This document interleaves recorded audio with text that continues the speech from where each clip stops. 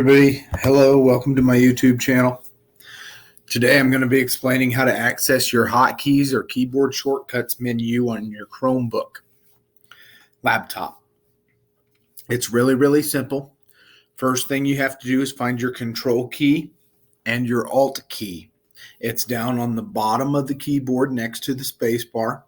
You just have to hold control and alt simultaneously. Now you have to find the question mark key and press the question mark. It will open up your hotkeys or keyboard shortcut menu, and in here you will see all of your options that you have for your keyboard shortcuts and your hotkeys. How to copy and paste, take screenshots and recordings, how to switch between tabs, open new tabs, lock the screen, etc. That, everyone, is how you open up your menu for hotkeys and keyboard shortcuts on a Chromebook laptop.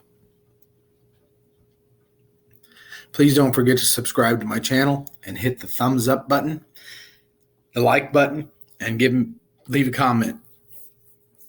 Thank you.